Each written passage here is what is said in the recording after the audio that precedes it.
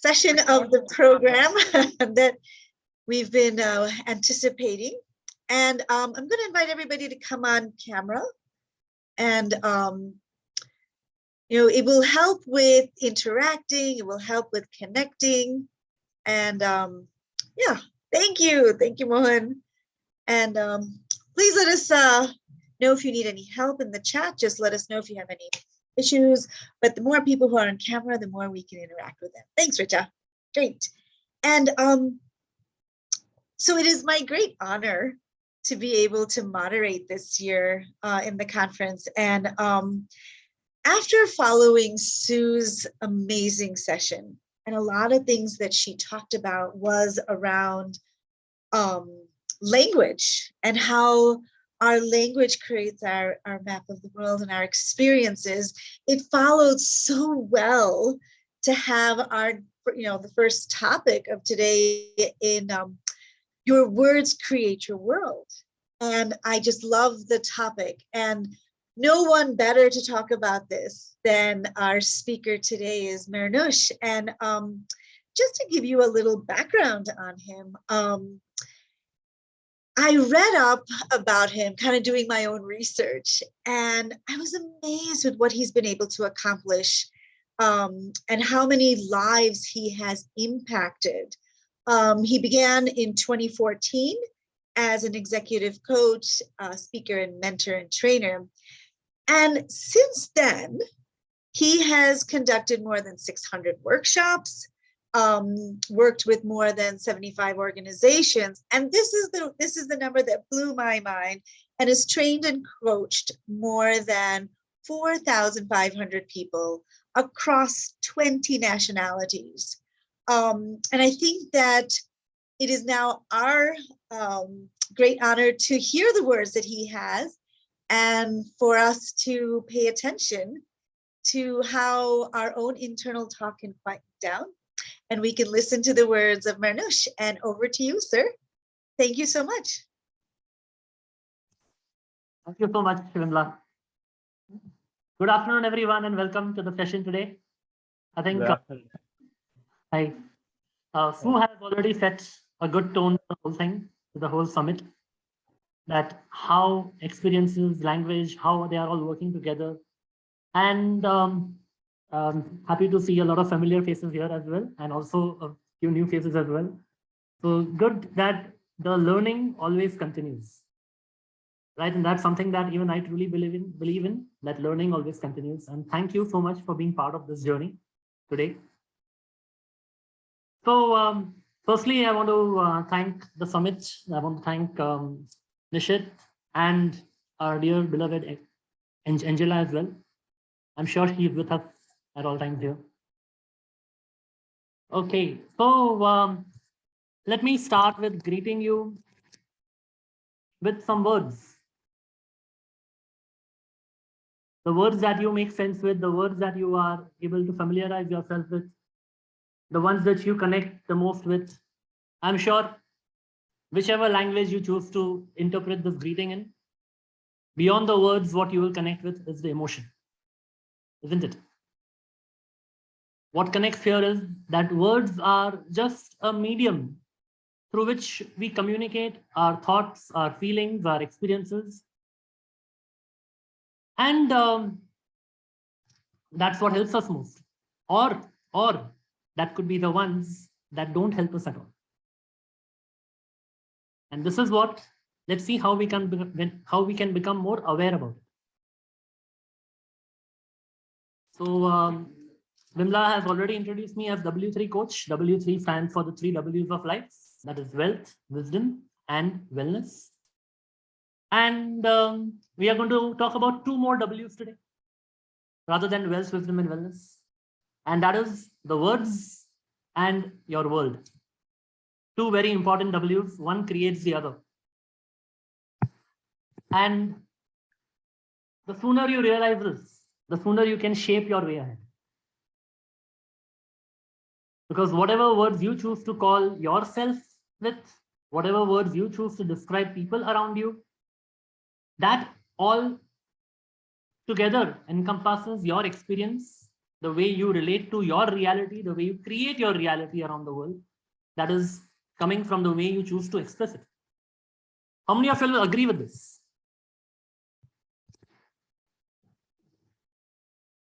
Any difference of opinion that how do words anyway matter? Any different views over here? Do words really matter? Yes, totally agree. Thank you. So what is language? How would you describe language? You can feel free to unmute and share or type in the chat box. How would you describe language?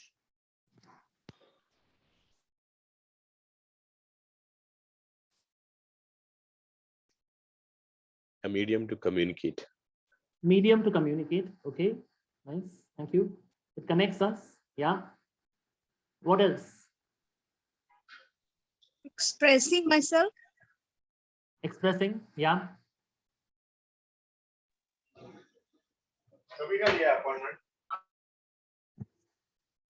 We create our world through our words. Yes. We generally think that we are using language to express our experience, to communicate what we want to communicate. Yeah, that is true. Jatin is saying sounds and signs which enable thoughts of one to each other and vice versa. Yeah.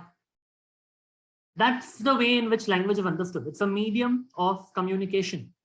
How do I put across my feelings to you? How do I put across my emotions to you, what I'm going through? How do I put across my knowledge to you, my information to you, which I want to share? How would you learn anything in the world if language was not there? So we can say that language is something that we use to describe an experience, right? We have an experience if we have to describe, okay, how the day was. If I were to ask you, how was the first session of school for you? You would use language to express it. Whichever language you say, you would use words to express it. Ultimately, it's there within you. You know in your mind what you learned, everything. But the way you will put it across will be through language. Now, while we all know that language is a tool that is used to communicate experience, the interesting side of it is that language is also something that can shape our experience. It creates our reality. Now here, when I say language, I don't mean that whether you speak in English or Hindi or Spanish or German, that kind of thing, whichever language you use, the words which you are going to use in a particular language, somewhere start shaping what experience you're getting out of life. So any quick thoughts on this? Anyone can start relating to it. I'll come with more precise examples and all. Anybody would like to share how your language has somewhere you feel that it has connected and shaped your experience? Yes, sorry, Seema. First, let's. Yeah, so at a time when I was going through some personal difficulties, at that point of time, the language that I was using was very negative. And it was an expression of, I can't do this, I can't tolerate this, and why is everything always against me? That was the kind of language that I was using at that point of time, until I came to a realization that nothing was going to change until I took responsibility for it. Nobody was going to come and change my world for me. I had to do it myself. From that time onwards, the language that I started using was completely different.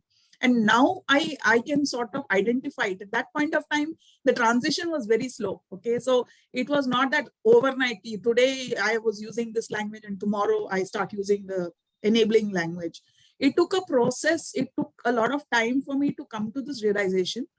But the language, once it changed, it became very, very enabling, and it helped me to become who I am today. That change in language, the words that I used for myself, for others, that created the reality that's there today. Wonderful, wonderful. Thank you so much for sharing. Yes, Seema, you were saying something. Yeah, so during this pandemic or coronavirus, the training which was given by in NLP by Anil sir, or you as a coach, that we should not use word like problems, and it's just a challenge. So that itself has created a very positive mindset throughout this pandemic. And another one I want to share is, I have written a poem named "It's Okay." And whenever something challenging comes up in life, I generally say, it's okay to me, you know, and that has really given myself an ease to work within the situation. For example, I just want to share that my laptop just crashed while I was trying to attend this session today, and I just say it's okay. So it's a very practical thing what I came across, that it's just how you use the language creates the experience, whether you're going to in a crash state or a cold state. So thank you so much for this topic. It's amazing talk. Thank you so much.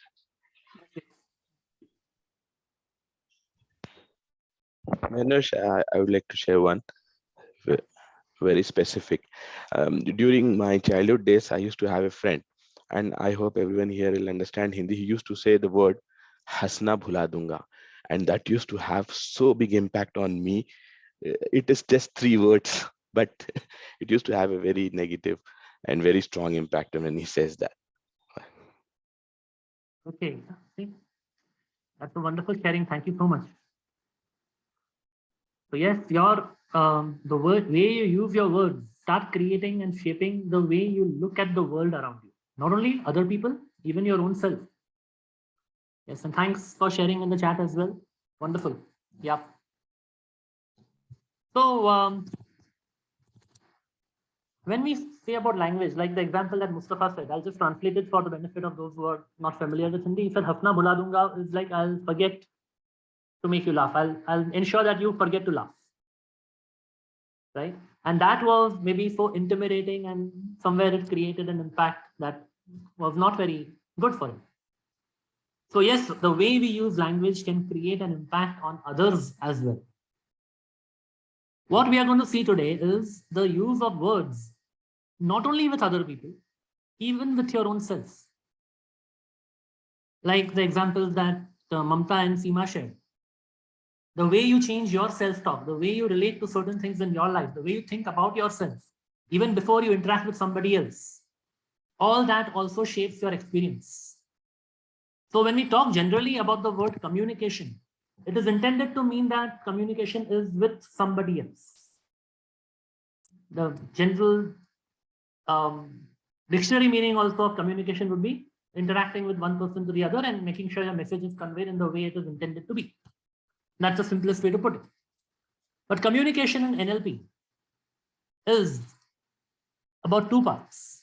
One is about with other people, and the other main important part is with your own self. How are you communicating to your own self about things that you are involved in? So if I were to ask you, and yeah, some of you have attended my session, know this already, but let's put it open to everyone who is here, that if there was a certain percentage that we can define between the number of, between the percentage of time that you use to communicate with other people and yourself, what could that mix be? What percentage of our communication happens with our own self compared to others? You can type in the chat box, or you can just unmute and shout it out. 90% own, okay. Any other thoughts?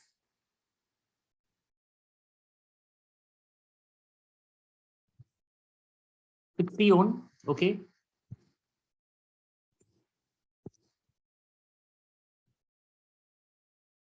All right, so it is very close to what Ramanan has said. It is around 80 to 85 to 90% with your own self, and only around 10 to 15% with other people. Now, let me clarify one thing over here. This has nothing to do with your job role. This has nothing to do with your profile, nothing to do with your personality, introvert, extrovert. I'm not talking about any of those classifications and personality types over here. Irrespective of what your role is, what you work, what you do, irrespective of how many people you interact with for how much time in the day, this is a general benchmark that we can take. And to give a simple example right here, right now. When I asked this question, and I told you type in the chat box, we have 1, 2, 3, 4 answers we have put in the chat box. 4 people have responded. But does that mean that only these 4 have communicated in this moment? Everyone was communicating. Whether you were communicating with me or not, that is not the point. You were communicating at least with your own self to make sense of what I said. To make sense that, oh, what is he asking? How can there be something like that? Somebody were wondering, somebody said, I know this. I'm aware about this. But that self-talk that you did, or somebody was wondering, where is this session headed towards? Or somebody was saying, wow, this is already so interesting. Just to start with, we're getting to know some new facts. All those thoughts, all those meaning making that happened of the words which I said is the communication that you did with your own self, not with me. When you are communicating, even with somebody else, you are communicating with the meaning that you have given of that person in your own head. You are communicating with your internal representation of that person, not with the person. So one of the basic models of NLP is called as the communication model of the mind. We'll not go into that theory right now, but just to understand that wherever you are interacting with somebody else, you are actually interacting with a filtered version of that, which you have created in your mind about who that person is, what that person means to you. Let me ask you one question over here. Okay, type in the chat box. Everyone, I want everyone to participate in this. If there is, right now while you're listening to me, if there is a small, or I'm not saying small or big, if there is a dog that comes next to you right now, okay, and just starts coming very, very close to you right now, how would you react? Type in the chat box. What would you do? Okay, pat him, pat the dog, move away, I will touch, okay. Make sure he doesn't bite me, we'll pat the dog, pamper him. Okay. Touch the dog, cuddle him. Please Okay. repeat the question.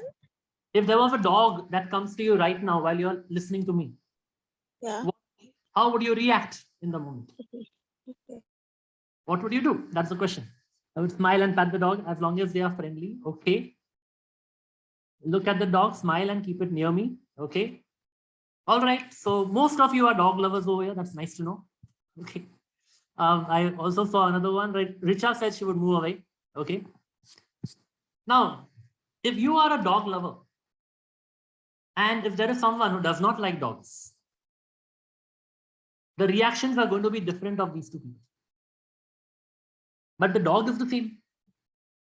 Even when you decide whether it's a friendly dog or a ferocious dog, that dog is the same. For someone, it could be friendly. For somebody, it could be ferocious. So we are responding not to the dog. We are responding to the meaning that we have made of the dog in our head. One may think that dogs are the man's best friend, so they have to be welcome. They are such tiny little creatures. I'm able to forget all my emotional drama when I'm with dogs. Wonderful. And the other will say, one day this guy will repent what he's doing, when the dog will bite him. So who is right, who is wrong? Both are right in their own way. In NLP, as we call it, everyone is operating from their own model of the world. And same thing, when we are communicating with the other person based on the meaning that we are giving, based on our own model of the world. And that model of the world shapes our reality. One very, very important fundamental principle to understand in NLP is that our mind is a meaning-making machine.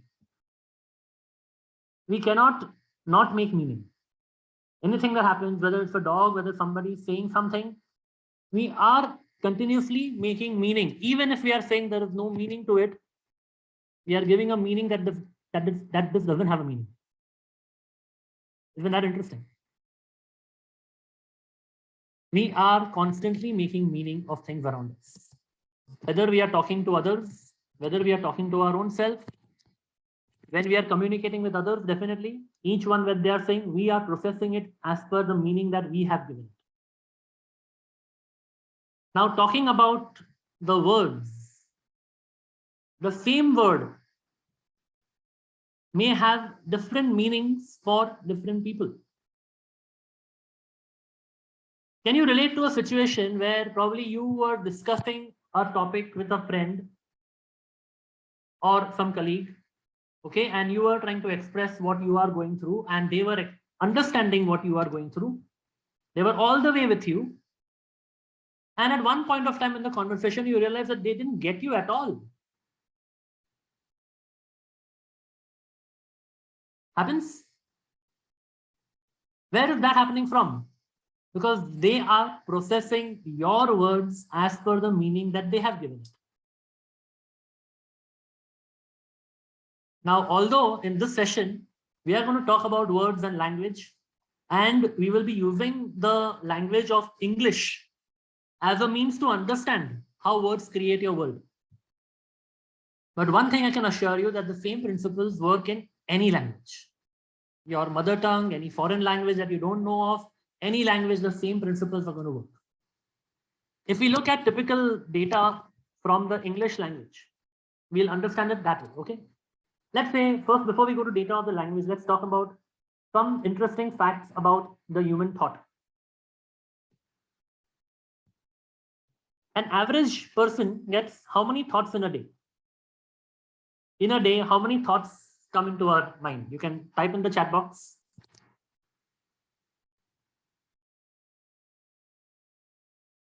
On an average in 24 hours, yes, Vimla, bang on, 60,000 thoughts in a day. 70,000, yeah, 70 to 60,000, but you got the range, right? You got the magnitude over it, okay? And yes, that's the next point. How much percentage of these thoughts are repeated from the previous day?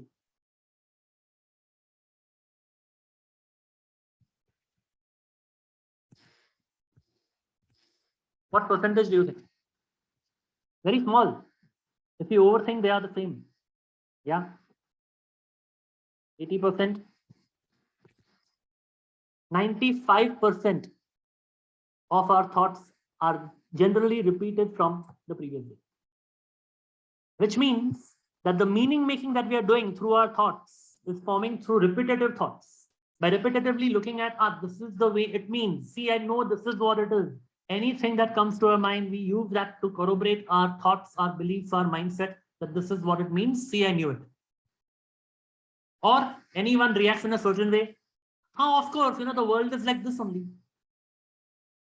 I'm not saying it works. It's the same kind of thing for all of you may be thinking that way. I'm sure we are already aware and we are evolved to a level where we are already exploring ourselves to look beyond our set patterns.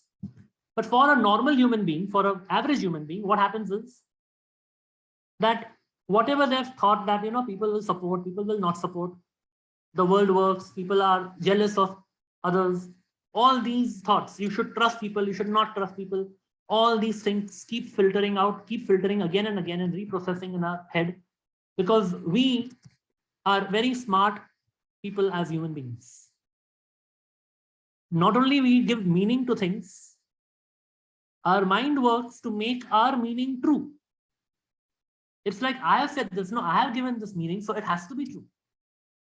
But looks forth for all those examples and instances which will establish my first given meaning, as if what I said was the ultimate truth in life. I know life better. Yes, self-fulfilling prophecies. So if these are the words which are there, these are the thoughts which are there, which are repeated, how we end up communicating these thoughts is through words, either to ourselves or to others, but we are constantly using words to communicate. Now, giving some data again from English language. The language contains around 500,000 words. In the dictionary, you'll notice, or you can just look up, you'll see overall almost around 500,000 words are there. Out of these, how many do you think form a person's working vocabulary? Since they are repeated, the thoughts are many, but the thoughts are repeated. So is your vocabulary going to be generally very enriched and exploratory, or will it be limited? What do you think? Limited, yeah, 50,000, even less than that. Typically, we are using only around 2,000 to 10,000 words. And again, taking cue from the English language, words which relate to human emotion about how I feel, because a lot of meaning making comes from the way I feel about it, the way I attach an emotion to that incident, the way I attach an emotion of either love or fear with the dog. So words related to human emotion are, I'll tell you, there are around 3,000 words. The rest are all nouns and abstract nouns, and all other parts of speech will all figure over. Okay, pronouns and everything. So focusing now, we've narrowed down from 5 lakh words, 500,000 words to 3,000 words. And we are saying that our words shape our world. Our words create our world.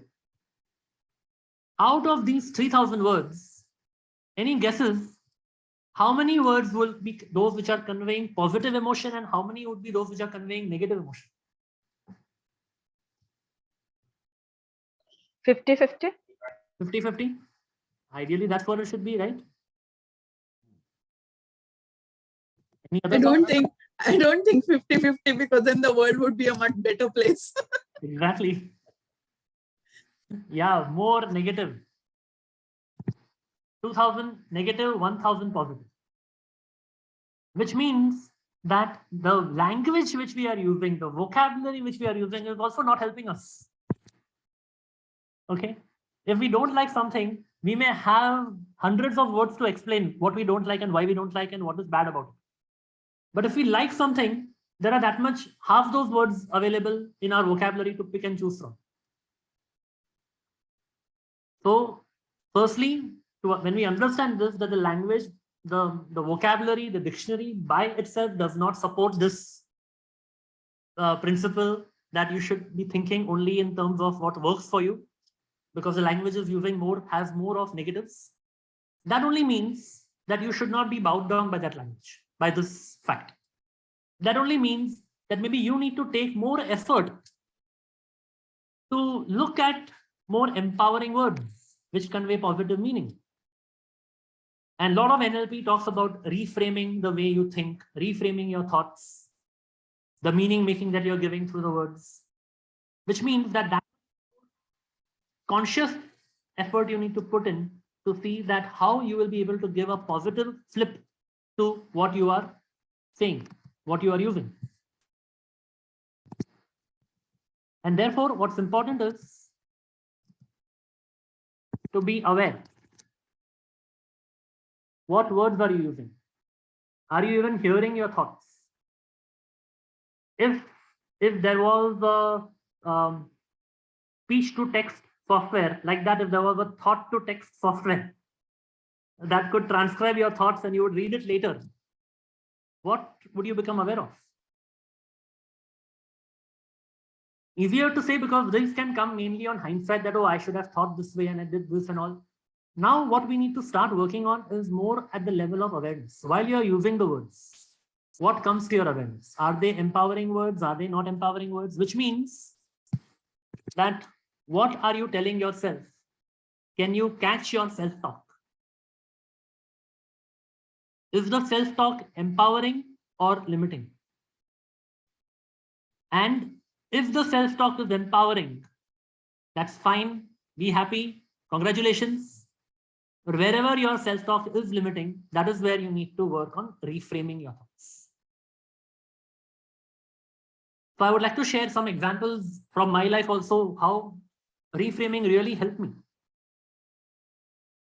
Though Vimla has given my intro, just to share in a snapshot without wasting much time about what all I have been through, what all journey is mine. This is in one snapshot, my profile. So basically a finance professional who found this passion in the field of training, coaching, and then gradually shifted to NLP and coaching. The first degree that I pursued was chartered accountant. And I would say, my reason for pursuing chartered accountancy, you would find it very strange. It was not because that's a nice earning field or because there are nice opportunities over there. The reason was that when I graduated from my BCom, I had two options that I was evaluating. One was CA and the other was MBA. MBA for me meant projects, presentations, interacting with people, going on stage and presenting. And till that time, all through my school and college, I used to fear public speaking. I had a great fear of public speaking, so much so that I used to stammer and stutter. I wouldn't speak 2-3 sentences or 2-3 even words without stammering and stuttering. And imagine that became the choice, the reason for my choice of my career at that time.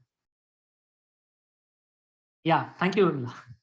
Today, my friends are really surprised I'm in this field where I'm into a pseudo public speaking field itself because I'm training and coaching. But that was me then. That was my self-talk then, and that became my criteria to even decide my choice of career. Now I got into CA, fine. I said I'll deal with anything except speaking. CA is difficult. I know it's difficult and all. We'll deal with it. I'll do it. And thankfully, I passed out my CA in my first attempt. All the exams, first time. But one thing I want to share about that self-talk over here is that when I was doing my CA, a lot of people told me that CA is very tough. You know what is the pass out rate of chartered accounting exam? Some people in India, you may have your CA friends, or at least you might know. Yeah, 4%. That time it was just 2%. So people used to say that 98% people fail. That was being driven and dumped in my head. 98% people fail in CA. Now, if that was being told to me, and if I had chosen to accept it the way in which it was told to me, probably I wouldn't have cleared CA in the first attempt. So what do you think I flipped it to? I'm among the 2% who actually succeed. Yes. I make it. Yeah. Yeah. Yeah. Yeah. Yes. That was not so emphatic and affirmative at that about I am about that, but I looked at the fact that 2% pass. So my self-talk, the reframe was that 2% people do pass. So 98% will be failing, but that is if I focus on that, I will divert my attention, my energy entirely to that. But if I choose to focus on the fact that, yeah, there is a likelihood, there is even a 2% probability of passing, which means it can be done. Although I didn't know NLP at that time, but the principle was what we learn in NLP modeling. If someone can do it, anyone can do it. And that reframing helped. So before I move into further examples and how to apply this principle of your words shaping your world, I also want to point out that when we say about thinking positive and looking at the positive side of things, this is not just mindless positive thinking. Okay, I cannot change the fact that 98% fail. I do not convert that to a assumption that no, I will not look at 98% fail. I'll make it true for me that 98% people pass. That's not true. See, your mind is very intelligent. So that is another thing when we talk about affirmations. When we say, you should affirm that I am rich, I am a billionaire and all, your mind will say, what stupidity you're saying. We know your reality. Have you lost roots with your ground? So you cannot fool your mind. Positive thinking in NLP is not about fooling your mind to tell it something which is not true. But positive thinking is about showing your mind things which are true in a way that can empower you, which is what reframing is about in NLP. If there is a situation that you are having, let's take an example, another example of reframing. And I'll give you some examples where the way language creates our reality also. let's say there is a person who has grown up well in the corporate ladder, okay, or in his profession, his or her profession, doing well, and now wants to go to the next level. And his self-talk is that what comes in my way is my attention to detail. You know, I'm such a detail-oriented person that I miss out looking at the big picture. And that is why I'm not getting promoted. I wish I didn't have that the trait of getting into details, because then that stops me from getting promoted. Now, can you tell me how you can reframe this?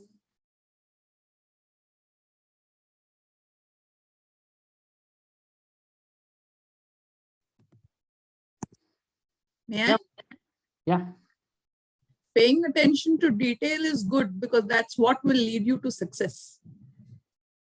Yes. And you can shun the tension by paying attention. That's my motto. Yes, shun the tension by paying attention. That's where you did your modeling project in Yes. Yes. So you are not changing the fact. You are not saying, no, you are not detail oriented, or no, I'm not detail oriented, and start looking at the big picture. Yeah, you will need to start doing that. If you realize any further skills that you want to improve on, any further capabilities that you want to acquire, you will need to start working on that. No doubt of it. But do not ignore or shun your own traits, what you have. Maybe whatever you are today is thanks to your current personality. The fact that you are detail oriented help you to pay attention in whatever you are doing in your ranks so far. It's not that was not required. If you are saying, I wish I did not have that, you are wishing you were not where you were. Like today, if I say that I wish I didn't have that thought where I took CA and the reason for my taking CA, that happened. I cannot change that. I cannot flip that. That helped me wherever I was. It helped me. It helped me to grow further till I found out my passion in the field of training, coaching. I diverted gradually. That helped. So reframing is about recognizing and being aware that, yeah, what is working for you, and that is working. There is no need to push it away or shun it under the carpet. So one of the very fundamental principles of NLP that we talk about is, at any given point of time, a person can either choose to be in a victim mode or in a champion mode. What are the NLP terminologies of these? Victim and victor mode. Victim and victor. Anything else? Coach and crash state. Coach and crash. Placator and leveler. Placator and leveler. Okay. Resource and crash states. Yeah. Cause and effect. Cause and effect. Yeah. So there are various names we give to it.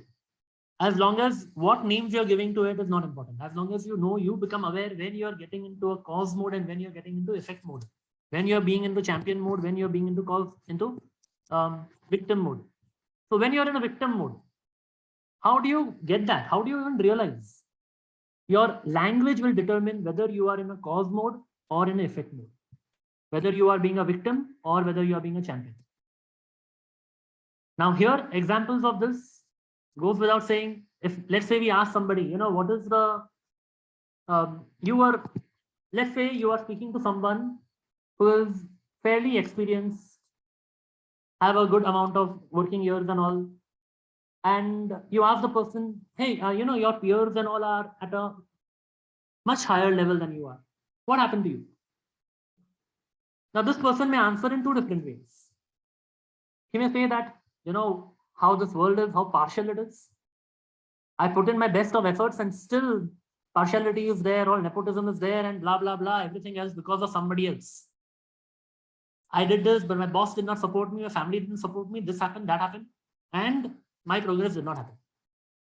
That is the language of the victim mode.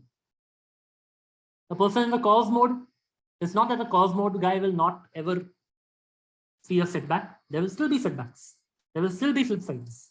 But the language of the cause mode will be, yeah, I realized that I could have done this. I realized I paid more attention to a certain area of my life and I missed out the other areas. I'm now working on how to improve on that. So the person in the cause mode will choose to take any setback as a feedback, taking responsibility of whatever is happening. Whereas a person in a victim mode, in an effect mode, will say, somebody else, someone else, something else, all because of that, I didn't do anything. I did my best. Tell me one thing.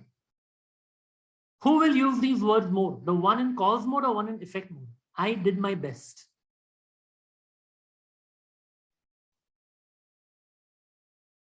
Effect. Effect. Effect. Effect. Mixed answers, huh? Interesting.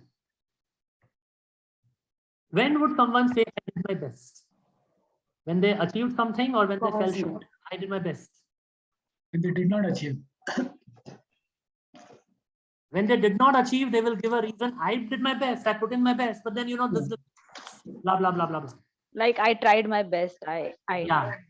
Yeah. Again, this is another kind of a deeper root of the language. There are a lot of things in language which appear to be empowering. I am doing my best. What can a person in the cause mode say? Instead of saying I'm doing my best or I tried my best or I did my best. What can be even further level on that? What else do I need to do? Okay, what else do I need to do? I did whatever it takes. I'm doing my best. I'm doing my best. Even my best is what? Whatever you know your best. So in NLP, there is a presupposition that we all make best use of our resources. If you look at the explanation behind it, it says that, yeah, you have done your best. Do not blame yourself for what you did not achieve. Take your learnings from it because you did the best to your capability over there. But now when you say that I have done my best or I'm doing my best, you are doing your best as per what you think is your best. Maybe your best is better than what you think is your best. Maybe when you decide to do whatever it takes, it may take you to a further level altogether. So again, these are things which appear to be empowering.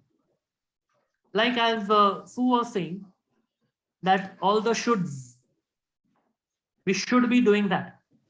She clearly mentioned they are somewhere where you are aligning yourself with some expectations that either which you have set or somebody else has set. They may tend to create more pressure than empowerment. But the should, if you just look at a plain statement, you should do this, you should get up at 5 a.m., you should complete everything on time. They appear to be so empowering. Till you use the meta model to find out what is the perceived consequence of that. What will happen if I do it? What will happen if I don't do it? Are those reasons still valid for me? Are they allowing me to be who I am? Or because of all these shoulds, am I forgetting my authenticity? The very essence of Sue's speech was being who you are. And if your should is allowing you to align with who you are, then good, it is working for you. But not all shoulds work for you. And this is the awareness which comes when you start questioning your own self-talk. And by that, I'm not saying that dump all your shoulds. Just examine, re-evaluate. What are your shoulds for?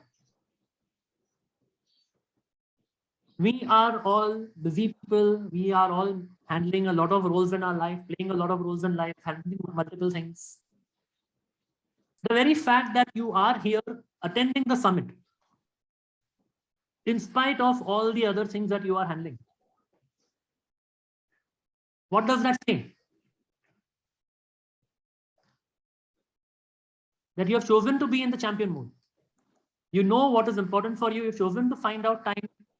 You also have a recording to the access to the recordings. So I'm sure you will work out a way so that you get you listen to your recordings within 4 days that you are having access to as well. This is what you will do, whatever it takes. And you will complete the summit in spite of your current responsibilities and pressures. So there are two ways in which we can talk about our results. We can either give results or we can give reasons. We can either say, I did everything in spite of all the challenges, or I can say, I didn't do it because of all the challenges. These are small words, But imagine the impact of this on the self-talk and the world that you are creating for you through your own talk. So are you looking at results? Are you looking at excuses? One of the strongest pillars in NLP is outcome orientation. Knowing very clear what you want, when you want, why you want it, where will you get it from, and your outcome will decide to what extent you can apply your behavioral flexibility to get it. So doing my best, doing whatever it takes, we already discussed this. Another mindset. There are, of course, a lot of, you should always start with why.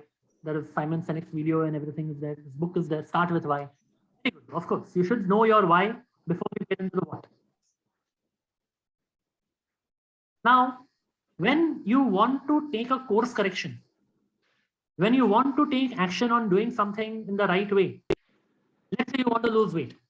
Okay, a very common goal, fitness goal, which most people have. I want to lose weight. Most people make a plan, and when they don't stick to the plan, I'll change this word. If they don't stick to the plan, most people make a plan, and if they don't stick to the plan, then what they do? They start wondering, why am I not losing weight? Why am I not able to go to the gym? Why am I enrolling and still not going there? Why am I not going for my daily walk? Is why in this situation going to help you? You say it will help me. I need to know the results so that I can address them, right? Now, right since childhood, when were you questioned why? When you did something really great, or when you fell short of expectation? When were you told, when were you asked, why did you do it? When you did something good, or when you fell short of expectations? Fell short. When you fell short. Which means right since childhood, our mind is conditioned that if there is a why, which means I have done something wrong, I have to explain it, I have to justify it, I have to give reasons, I have to defend it. Now, with respect to your goals and your challenges which come in achieving the goals, when you ask yourself, why am I not getting fit? Why am I not losing weight? Why am I not joining the gym? Your mind will work in the same way. Instead of coming with solutions, it will come up with more and more depth of the problem. And not only valid reasons, it will also come up with victim reasons. Why is the simplest way in which you can put somebody into effect mode. Directly. This happened, that happened, and that happened, that happened, that happened. All excuses, justifications, stories will come out. The response to the why, imagine, understand what happens in the psyche when you're answering the question why. It's not that these reasons are wrong. They are right, just that some are in your control, some are not in your control. Reasons are right. Reasons are very valid. But when the mind is giving answers to these reasons, these excuses, the mind is saying, this is what it is. This is what it was, this is what it is, and therefore this is what will be. Tathastu. Amen. You were not able to go to the gym because there was so much of work, and because this and that, because you had family responsibilities, you had a professional responsibility. Where was the time? In answering that,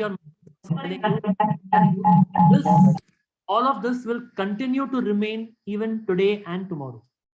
So, boss, stay with it. You've got your reasons, but you've not got the results. The way to question it is not asking the why, but asking the how.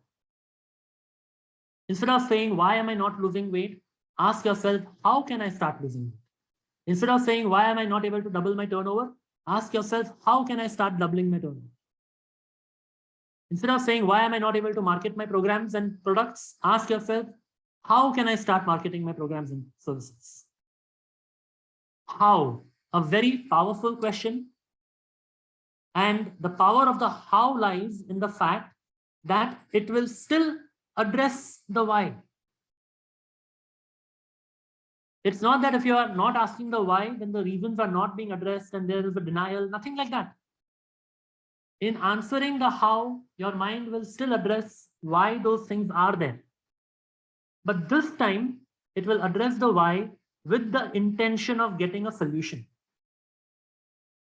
with the intention of overcoming that. Because the question was not, why are you like this? The question was, how can you be like that? So all the approach of the mind will be focused on getting there, getting the solution. So change your questions, you will change your answers. One of the, again, one of the principles in NLP is that having more outcome orientation rather than problem orientation. And how looks at that? How looks at outcome orientation and not problem orientation? Simple analogy is when you open your Google Maps, let's say you are going from one place to another and you're lost. You finally decide to take help of the map. You open up Google Map, you put the destination, you put where you are.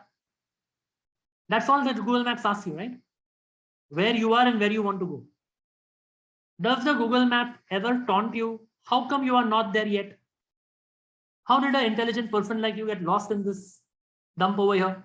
Never. Because that is all problem orientation. Activate the GPS of your mind. GPS will never look at from where you came from. It only looks at where you are and where you want to go. Two things. Another aspect of language lies in the stories which we tell ourselves. Let's get to another metaphorical story over here before we get to our own story. What you see over here is the way in which an elephant is trained. Tell me, what do you find the most surprising in this picture?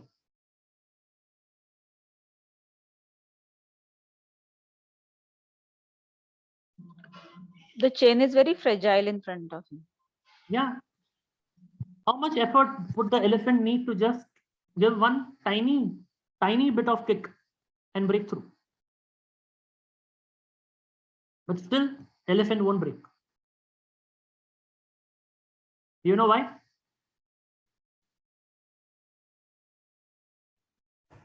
Conditioning.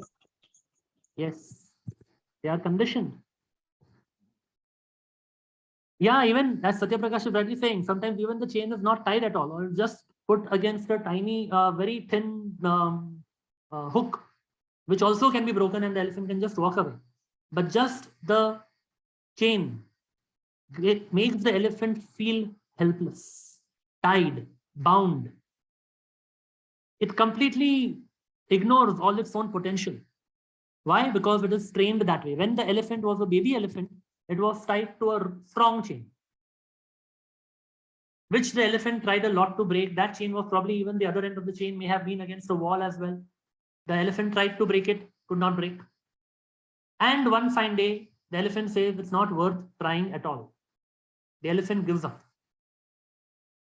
And that is the time the smart elephant trainer says, now there is no need to waste my resources of the thick chain into this elephant. This one has given up.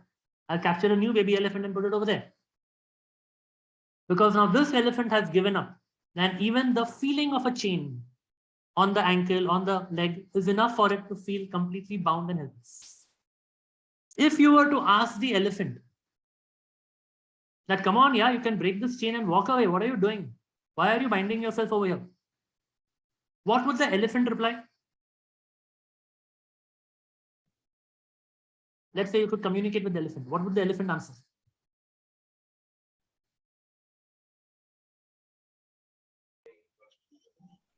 I've tried it before. It didn't work.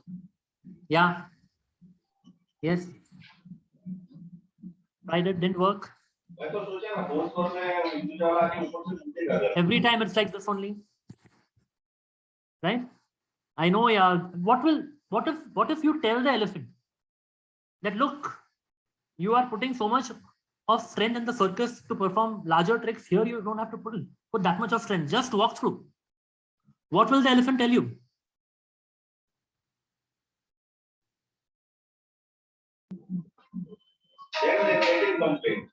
I tried my best, or I've done it already. Yeah.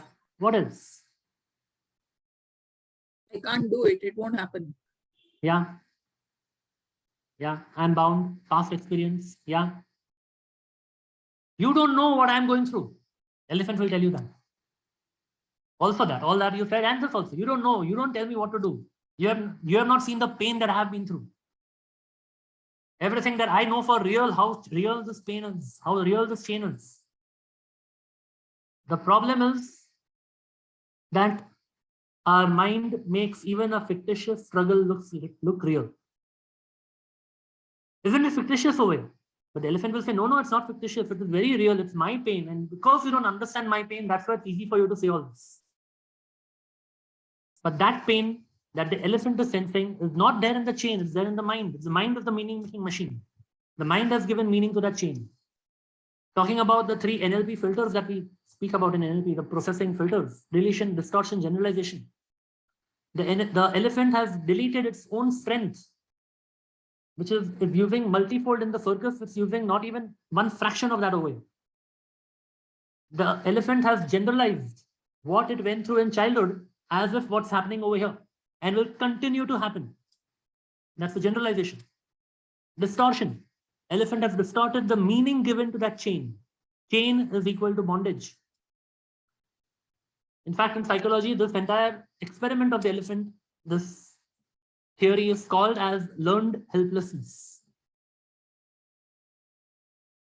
Now, just a question to you all to become aware of, where in your life are you becoming the elephant? Knowingly, unknowingly. Today, if we tell the elephant, he will say, no, I know for sure, it's nothing like that. The elephant doesn't even know that it is giving such kind of stories. Where are you giving such kind of stories even without knowing? What is your language? And this is where, as I said, your mind starts making a reality of what you think to be true. Whatever the elephant has decided to be true has become true for the mind. And all this depicts through language. There is an element of the structure of communication in NLP. That there are 3 layers to any communication. The first layer, the topmost, is just the words. The words that the person uses. You know, I've failed a lot. Every time I've failed. The second structure, so that's the surface structure, the words. The second layer is a deep structure, which is what the words mean to the person. The meaning making that is given in the mind about what actually happened over there. That's called the deep structure. The deep structure here would be, yeah, I have failed. You know, last time I tried this, I failed. Earlier I tried this. I started setting up my own business. I failed. I launched a new project. I failed. I failed. And that means that every time I fail. That's the meaning, the generalization, the deletion, distortion. That's the meaning. I failed. And I'm a failure. The third layer, the reference structure, is exactly what happened over there. If there was no meaning to be given to anything, then what exactly happened? This person put in some funds, put in some resources, started something new that didn't work out. That's what happened. The meaning making that it failed and therefore I am a failure, so it failed, or because I trusted someone, there was a mistrust, that's why it failed. All the meaning making is deep structure. And what gets communicated even to your own self through your self-talk or with others is the surface structure. What starts happening is that the reference structure starts getting ignored. There is a very profound saying that the map is not the territory. The territory, if you and let's say your family member were to draw a map of a common place, let's say from your house to a common mall that you usually visit, both your maps will be different because the territory is different and none of the maps will be identical. What is the real territory? We don't know. If I ask a third person to draw a map to confirm the territory, what we will get is a third map, not the territory. Likewise, if 2 people are arguing on something, one person sees the positive, other person sees the negative. They are not, it's not right or wrong. It's just that they are seeing from their respective maps of what happened. And every time they are working on making their own maps right for them. See, I know what it is. Now, when you start capturing this through your language, you realize that what exactly you need to work on. We are going to do a very quick experiment over here. Okay, a very quick short activity. I would like you to all look around you. Wherever you are seated, look around you and spot all the reds which are there. Everything which is red in color. Spot it. Make a mental note. Don't write it. No cheating. Make a mental note of what is red in color. See how many things you can come up with which are red in color.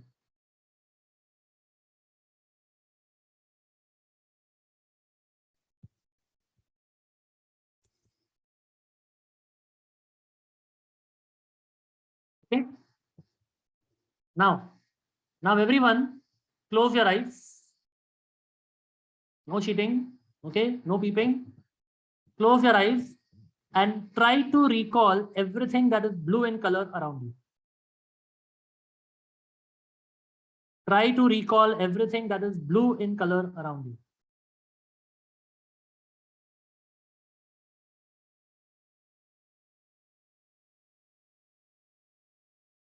And now open your eyes and look around. Did you capture more items which are blue in color, or did you miss more items?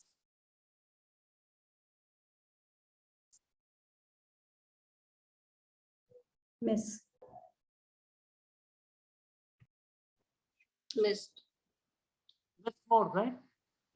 What's happening? The blue were already there.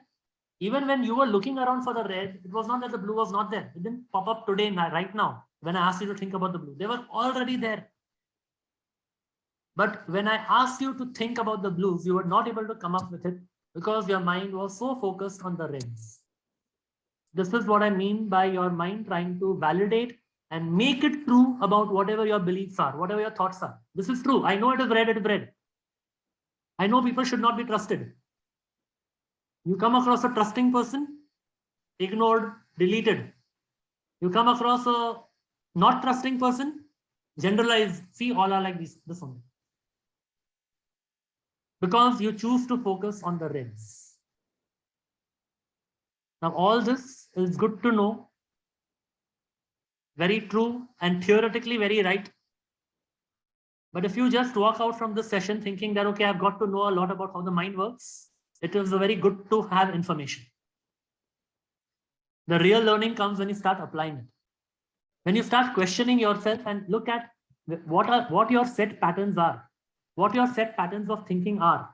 Are they coming from the reds or are they coming from the blues?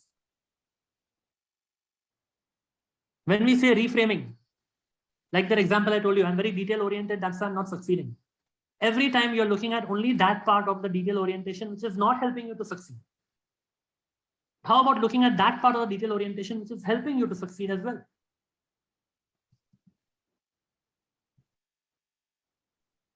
Right? So become aware of this. The first, see, it's not that immediately after the session, you will start changing your self-talk and things will start becoming a wonderful, magical world for you. It will happen, provided you start working on it. And that work only you can do by becoming more aware, right? Another aspect of language is what is it that you want in life? There are two kinds of outcomes or end goals that people look at. Typically, if you ask someone, they'll say, I want to be happier. I want to be less angry. I want to be have more peace of mind. Now, in NLP, there is a simple process to achieve all of that. And that is anchoring. You can anchor yourself to happy moments, you will be happy. You can anchor yourself to peaceful moments, you'll be peaceful. But then what? So yeah, it will help you. These are very good positive processes in NLP that will help you to achieve the desired state that you need to operate from when you are accomplishing your task, when you're in action mode, when you're applying a behavior. What is the supporting state that you need? You can use anchor for that. But some people say that my end goal is to be happy. And they are forever striving for happiness. Or it could be my end goal is to be richer. And they are forever striving to be rich. What exactly do you mean by this? So what you want in life could either be goals or they could be state. Realize the difference between them through your language. Is your language specific, clear? If you want to be richer, by how much? What is the amount? If you want to start your business, how would you know you have started your business? If you want to double your turnover, you say, of course, current turnover into 2. That's simple maths, but not that simple. In NLP, we learn that when you find out how do you know about something, the NLP term for it is called as evidence criteria. How you know about something is not just a logical measure about what things are happening around you. It is through your senses. What will you see when you have achieved that? What will you hear when you have achieved that? What will you do or feel when you have achieved that? And that's when it starts working. It becomes a very crystal, tangible outcome for you. The outcome orientation that we talk about in NLP is about being clear with your tangible goals. Because easiest way to say is, yeah, I want to be happier. But what specifically will make you happy? I don't want to be sad. I can tickle you and make you happy right now. And next moment you'll think about a sad moment again and you become sad. So yeah, these are nice states to have. These are desired states to have. And we have all the resources within us. The states are to be used as a supporting resource to our action and results. If I ask you to write down what you want in life, that should rather be very specific. The reason why most people don't achieve what they can achieve is that they are not clear what they want to achieve at all.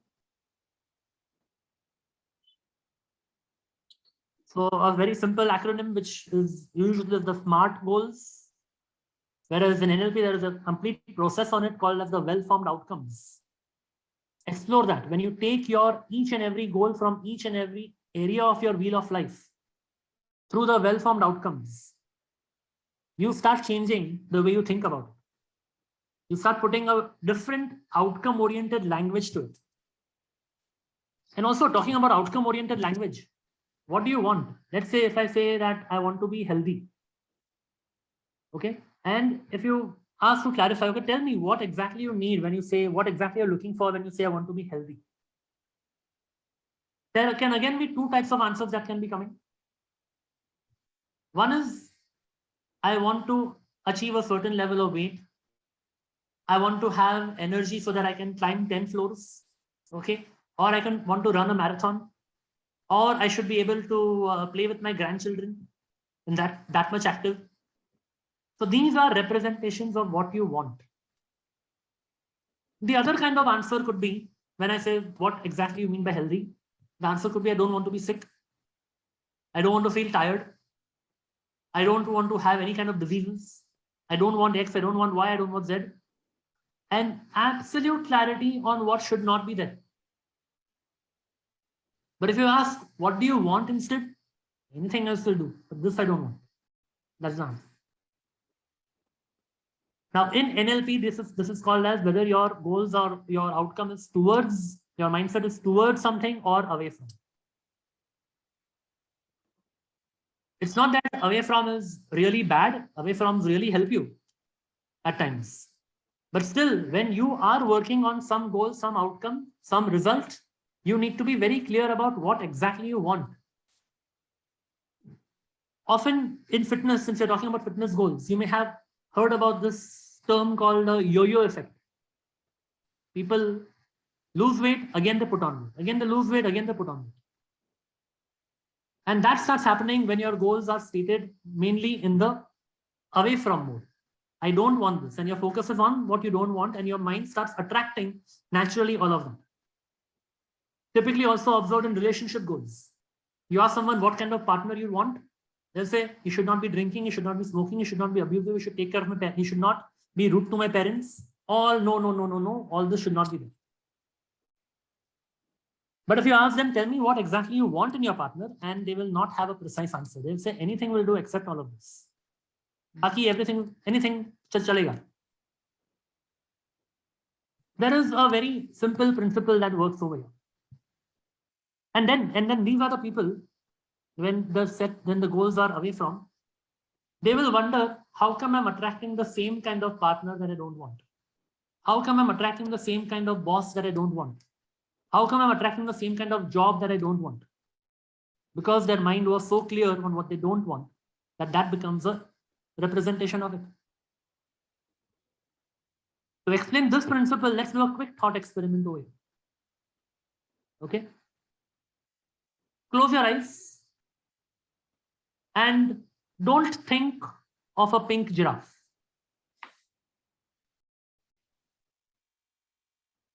Open your eyes. What came to your mind? The pink giraffe. But I told you don't. Then how come? This is the principle. You cannot not think of something without thinking about it. I have to first think of the pink giraffe and then cancel it. Oh, I was not supposed to think about it. But your mind has already seen the pink giraffe. When your goals or outcomes are stated in the away from, what happens is you are clear what you don't want, and then you're canceling it that this is what I don't want. A simple example where when I go for workout in the gym, my trainer often tells me these words, repeat till failure or continue till failure. Then I had a discussion with him. He attended my NLP program also. And then he changed the word. He now tells me, repeat as many as you can. What is the difference? Isn't it the same? Technically, logically, linguistically, it's all the same, right? What's the difference between these two? Where is the person likely to give up sooner? Repeat till failure or repeat as many as you can? Failure. Failure. Because the mind has to first process this. Repeat till failure means I have to see failure and then cancel it. But if I say repeat as many as you can, I'm not showing the mind failure. Such a simple thing in day-to-day words, how it works. You can imagine how it can work in your life goals as well. So there is lots more. I think we still have time, so I'll share a few more ideas over here. Again, coming to language and talking about health and fitness. How language has an impact on your mind and body. Let's say a person is not healthy or going through some medication. Typical language is, I am sick. I am diabetes. I'm diabetic. The different way to look at it is, okay, before I tell you, you tell me.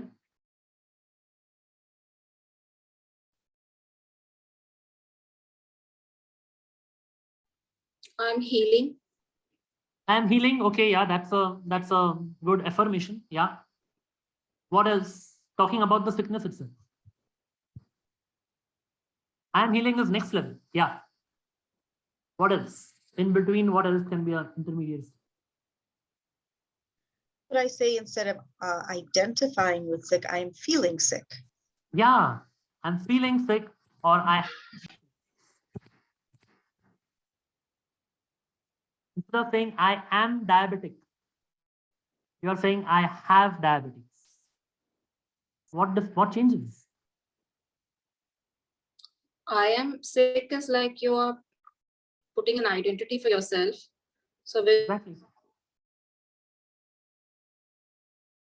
Yeah. Sorry, yeah. So I said I am sick is more like an identity you relate off to, and yeah. it gets difficult for you to move away from it then. Right. You are attaching it to your identity, you're making it a label for your own self. You are saying I am equal to the disease, or complex equivalence for those who know meta model. I am equal to disease. But I have a sickness means I am larger than the disease. I am capable of treating the disease. That disease is there, it is there, and I'm here. I'm not the disease. When I dissociate myself from the disease, I know I have to take care of it. I can deal with it. I can heal. And healing will be wonderful. It's a second level altogether. But even without changing any aspect of reality, we are saying that, yeah, I have a sickness. Even that is a fact. I'm not talking about mindlessly changing to positive words and say that, no, I'm not sick. I have a sickness. And that is the first step to dissociate or distinguish from the identity and the person, the person and the behavior. One of the principles in NLP is that people are not their behavior. This applies for everything. And this is what even Sue was referring to, the logical levels. When we say, I am sick, I'm talking about identity level. And that makes it even more difficult to work on. Let's say a person is wanting to work on giving up alcohol. Okay, trying to fight that and wants to give up alcohol. And the person says that I am alcoholic. Whereas if the person says, I drink a lot of alcohol. Behavior. I am alcoholic and I want to give up. And the other one says, I drink a lot of alcohol and I want to give up. It's easier for the second one to work on it because the first one has actually made it identity. Whatever follows your I am becomes so strong as an identity that your mind again wants to prove it. How can you give up? You are alcoholic. Right? Then same way people say, I am short-tempered. If you really want to work on your temper issues, if at all, don't say I am short-tempered. At the behavior level, it could be, I get angry very fast. And I can further chunk it down to the environment level to say that I get angry very fast in these contexts.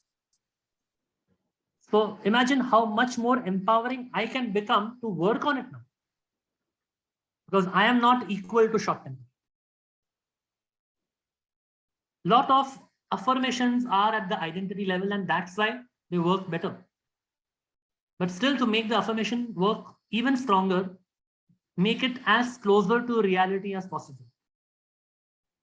For example, instead of saying an affirmation that I am a billionaire, which will say, who are you trying to fool? Say, I am working towards becoming a billionaire.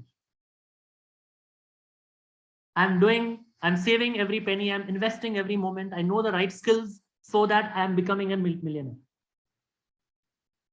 Now that is the reality, and your mind then starts forcing the reality. Yeah, I'm working on it. I'm working on it. Affirmations are better when they are process-related affirmations rather than outcome-related affirmations. If you are 100 kilos and you're telling yourself, I am 75 kilos, mind will not work. Mind will not accept it. That affirmation will not work. But if you say, I am daily working out, I am doing my yoga on a regular basis, even if you're not doing it, you're saying I'm regularly doing it. Now your mind will take that because it's a process taking you towards that goal. Unfortunate thing here, again, when we look at language, generally people, is the weaknesses that they have.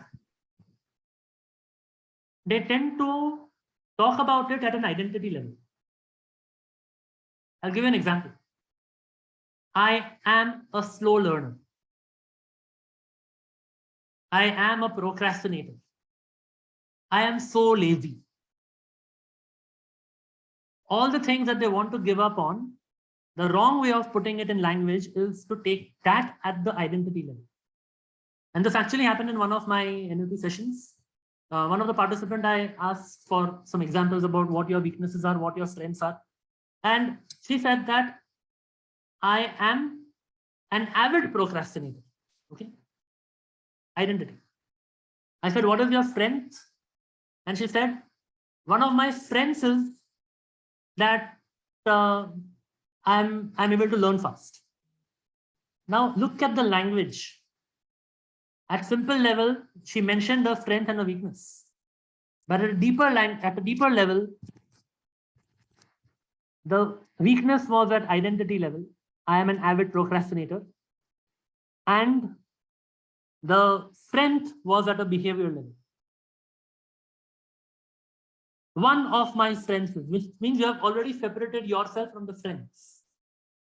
It would have been better if she would have said one of my weaknesses that I procrastinate sometimes. And I am a quick learner. That could have been an identity.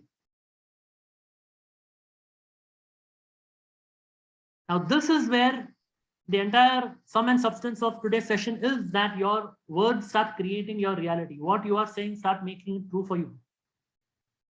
I'll share with you one affirmation, or one rather identity level statement, and tell me, is that a good statement? I am a problem solver.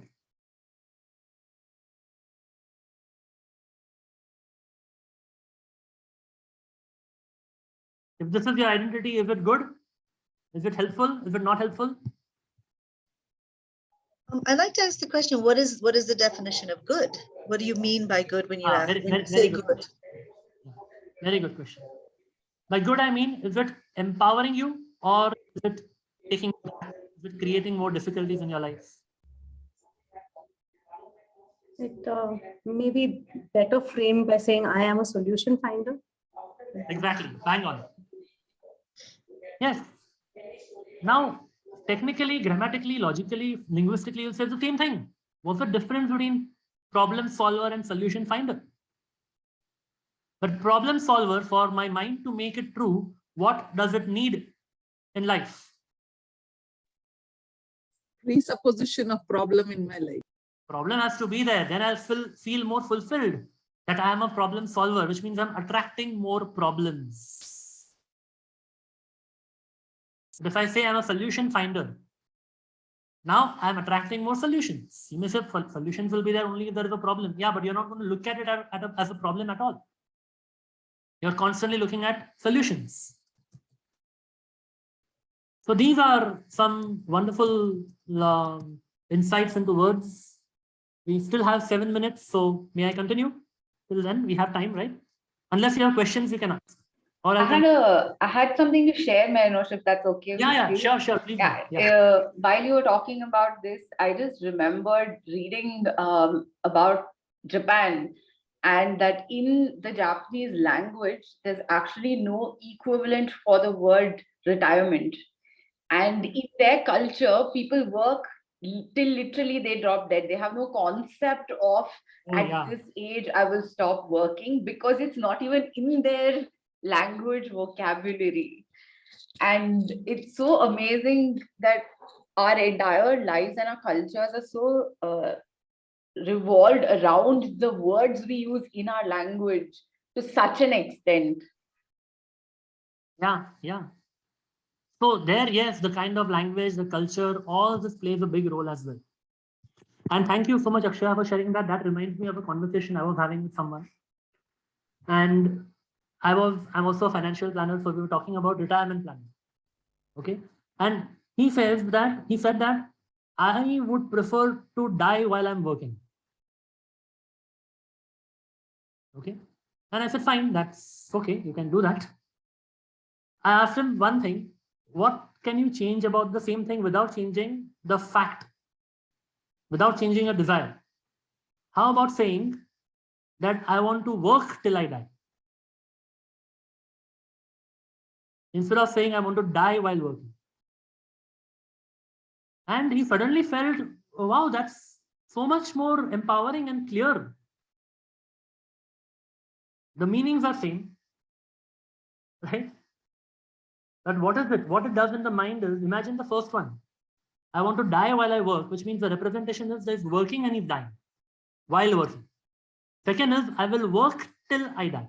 Till his last breath, he will continue to work. Now that seems more fulfilling, more satisfying. Yeah, wow, I'm going to work till the last. And he started changing that. Reframe entirely. It's like, you may have heard of that joke, can I smoke while praying? One person went and asked the priest, can I smoke while praying? The priest got very angry. Of course not, you cannot smoke while praying. Then his friend went and asked, can I pray while smoking? He said, of course, you can pray anytime. So that is about the power of language. In fact, one thing which I focus a lot in terms of my NLP programs when it comes to language is that Your language doesn't need to be grammatically right as long as it is dramatically right. The impact that you create with your language needs to be much more powerful. And it is through language that you can actually shift things from foreground to background. Like here, there can be two different interpretations of seeing this, right? But if I say, I want to reach my outcome, but I have a problem. I'm putting my outcome in the background, I'm putting the problem in the foreground. But when I change it to, I want to reach my outcome and I have a problem, I'm giving equal prominence to both.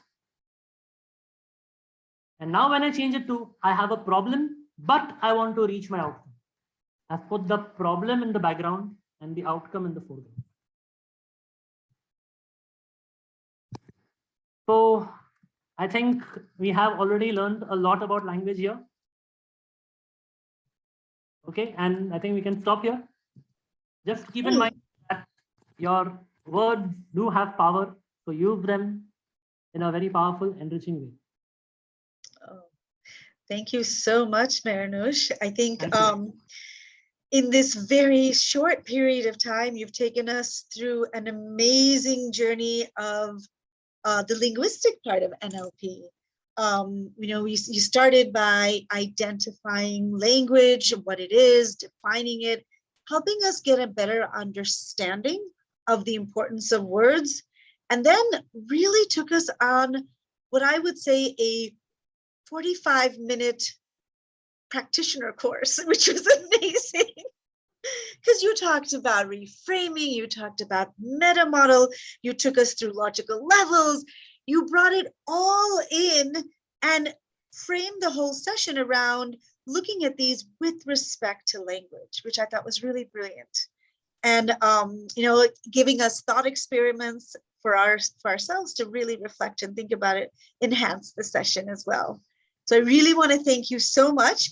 And we do have a few minutes. If anybody has any questions, we'd like to throw it out to you guys and ask any questions, any reflections you'd like to share also. You can unmute. I just want to say something.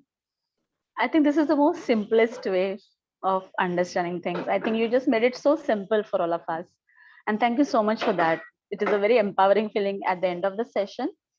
In a very realistic, in a very day-to-day life, how we can use it. And as I say, very, very, very quick tips. ऐसा लग रहा है कि जैसे we are at junior KG and हम लोग को we got that खजाना, we got that treasure. So thank you so much, Mehernosh, for this. This means a lot. And yeah, thank you. Hi, I'm Flora. And my camera was off the whole time. My son was here listening to you with me. And when you said the pink giraffe and the red spots, he was doing activities as well. And we've been talking about it quite a lot about how not to use negatives in the language. And when you gave it the example of the pink giraffe, I couldn't believe that he actually was like, oh my God, this guy is a witch. And he understood the power of what you were trying to say. So what Seema said, I'd like to agree with, how simple and yet how effective, beautifully effective it was. Thank you so much. Thank you. Lovely. Jatin, you have your hand raised. Yeah. So thank you, Mehernosh, for the great session. Actually, just I've been reading a book. It's more of an observation. I've been reading a book on power questions. Now, which also deals with how we kind of give a how we communicate with ourselves, and or the book deals with how we can communicate with ourselves in a positive manner. Now, what I've started doing is started using these power questions in the morning with myself in order to get myself out of bed. Now, what would I want my day to be? How would I want my day to be today? Now, the moment I start answering that question, I automatically change my words. Okay, let me sleep for some more time. It automatically changes to something which is, absolutely actionable. So I've realized in this particular, in relation to this topic itself, framing right questions for yourself in areas where you may be going negative is also a great way. Thank you. Thank you. Thank you. That was brilliant share. And anyone else wants to share?